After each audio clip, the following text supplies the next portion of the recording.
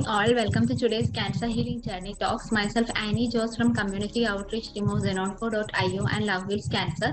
Cancer Healing Journey Talks helps cancer survivors and caregivers to share their journey with vast number of survivors and caregivers who have traveled or been traveling through this journey. This can inspire and motivate them for their faster recovery as well. I would like to introduce today's speaker, MaryAnn Bradley. She is a lung cancer survivor and a patient advocate. So welcome to today's session, MaryAnn. Over to you. Thank you very much for inviting me to this session this evening. I am so happy to always be involved to speak my story about lung cancer, because I really believe that patient stories make a difference in lung cancer, especially because it's the least advertised cancer. So my journey started in 2014. I had a pain in the left side of my neck, a carotid artery. So my doctor was sending me for heart investigations because he felt that because of the artery involvement, that it was radiating from the heart.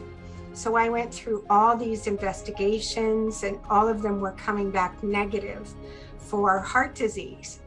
So I continued to go on with this pain in my neck, which wasn't alleviated by any kind of pain medications. So it was very troubling and then with that pain, I also had severe fatigue.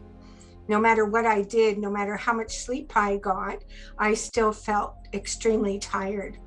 So this was very unusual for me. And I felt that I really needed to investigate it further. So I presented myself to the emergency department at my local hospital. And at that time, they hooked me up to a ECG machine. And on my ECG, I now know that I have a little blip, which shows that it could be something to do with your heart. So I was really happy that I had gone to the emergency department and met with a very good cardiologist who decided that he was going to admit me to hospital. So at that time, they were sending me again for all these heart investigations. I even had an angiogram, which, by the way, I wouldn't suggest anyone having. They're awful. So only if you need it, but boy, it was an experience. So when I came back actually from having the angiogram, my cardiologist was sitting at my bedside, and that is when he gave me the news that I had lung cancer because they saw a shadow on an X-ray. So he then sent me to Oncology, who then felt that the tumor was small enough. It was 2.6 centimeters, and they felt that it was small enough to be able to do surgery. So they sent me to a surgeon, a thoracic surgeon, and he spoke with me in depth about having a right upper lobectomy, and he explained how the surgery would be done through a VATS procedure. Now, the VATS procedure is a very easy surgery to have because they use instruments and they put 3 holes in the side of your, underneath your arm and the rib cage, and they go through there to do the lobectomy. So it sounded overwhelming, but still I knew that it was the best thing to do at that time.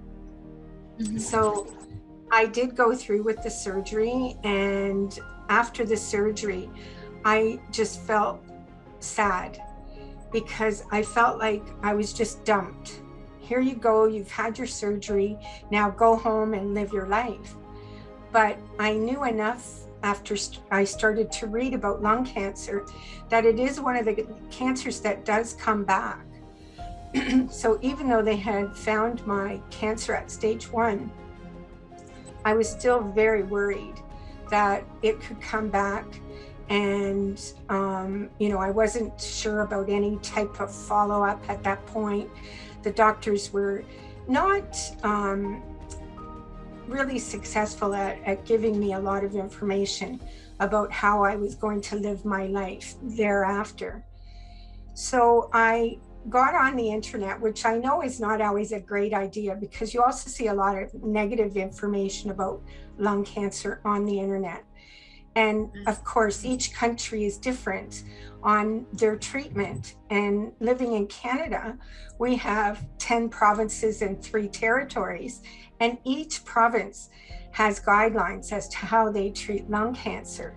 So it's different across the country.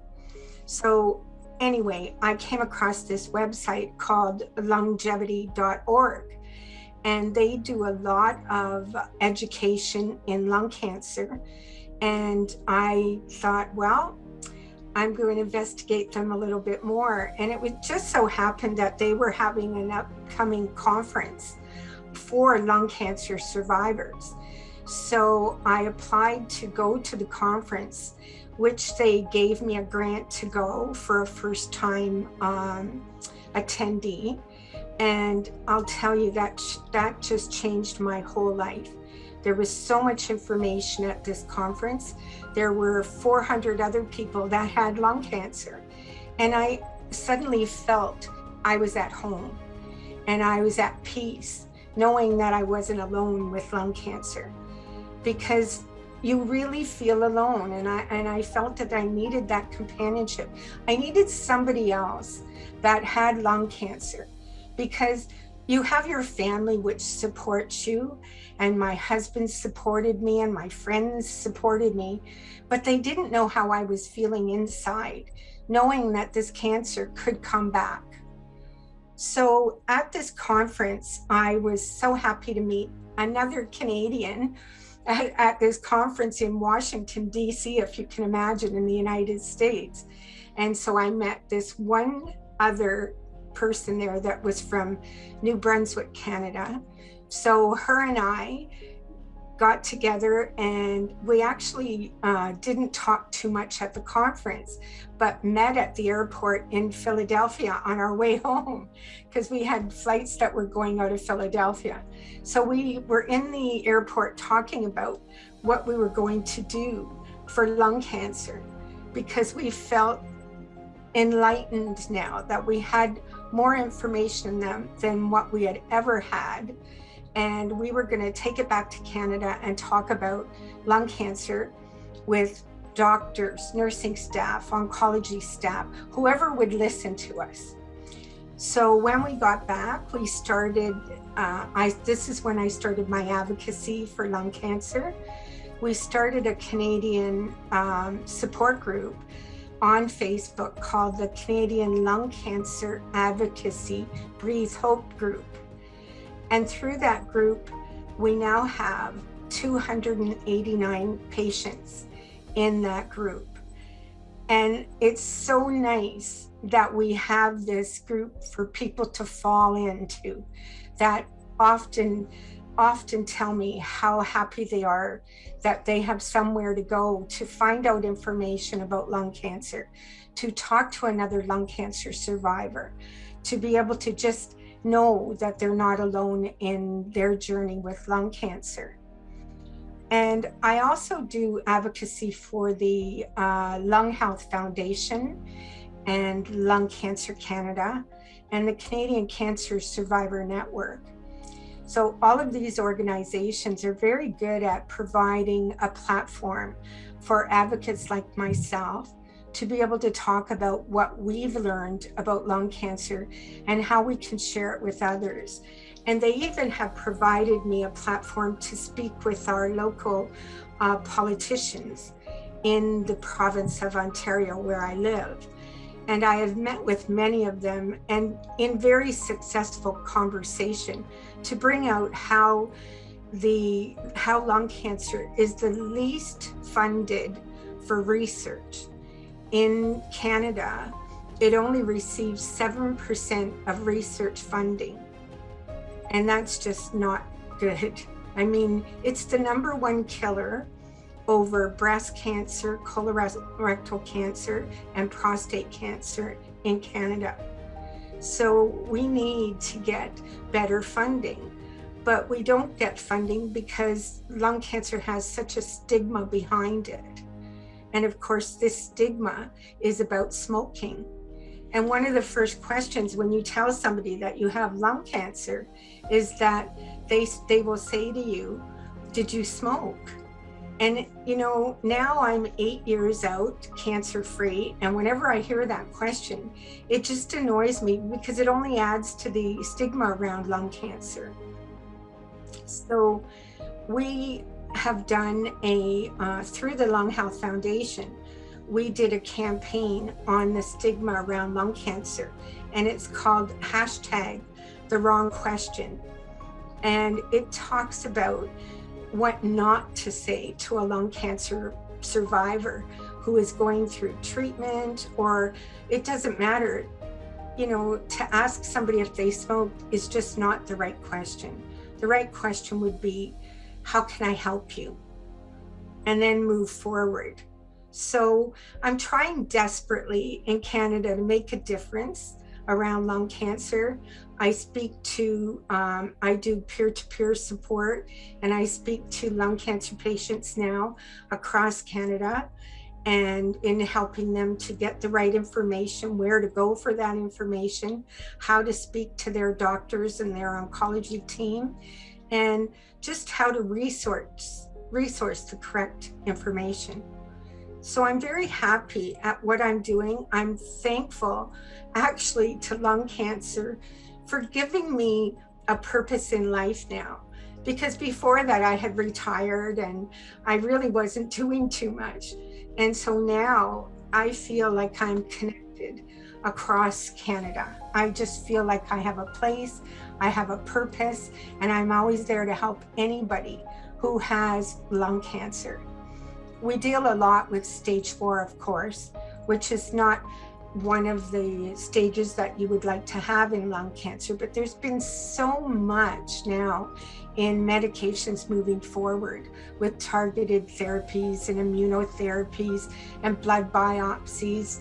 So things are moving in the right direction for lung cancer, but still, it's still 22% survival rate at 5 years, which isn't good enough, especially when you look at breast cancer being 85% at 5 years.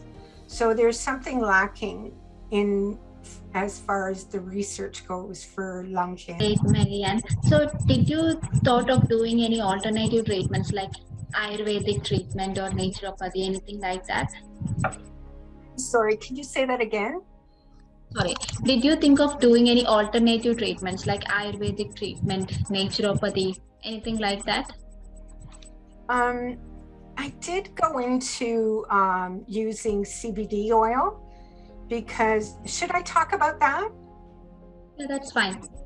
Okay. It's actually legal in India now, so you can talk about it. Oh, okay, good. I was going to say, yeah, because it's legal here too. So, okay, so one of the alternative medicines that I found very helpful was CBD oil, because after surgery, I had radiating pain under the arm from where they took the lymph nodes and also where they had the chest drainage tube. So which was all very painful. And I'm not very good at taking narcotics. My body doesn't handle the narcotics very well. I feel very sick. And so anyway, my alternative was CBD oil. And to this day, I still use it for that radiating pain because it's a nerve pain and it lasts forever. So yeah, I take that and I have no issues now with the pain from the surgery. So it's really good and even helps with my arthritis. So I'm thankful that, you know, they do have some alternative treatments. I also do massage therapy, chiropractic therapy, because I found that they must have manipulated my rib cage. So I feel, I don't know, like a tightness. So when my muscles get tight in my rib cage feels like it's just closing, right? So I go and I have the massage and then I have my chiropractic treatment and it's all good. Like I don't have to look at, you know, medicine to help me.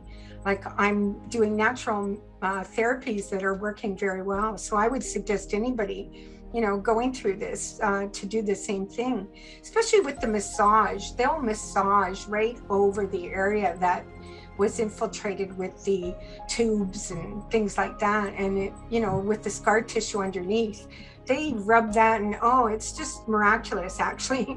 After you've had that massage, I just want to lay on that table like for another 4 or 5 hours. That's good.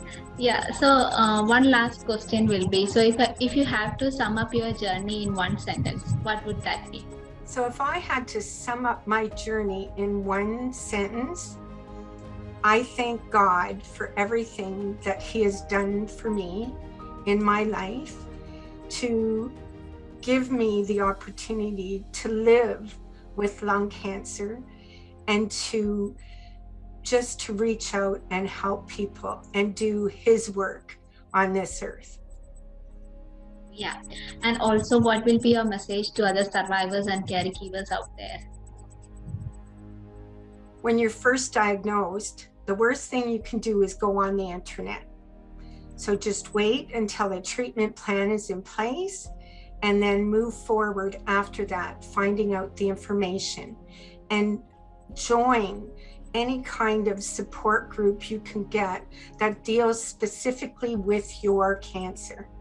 So if you can find a breast cancer group or a colon cancer group or a lung cancer group or pancreatic cancer group, I suggest that that's the best thing that you can do so that you don't feel alone with this terrible diagnosis. That's great.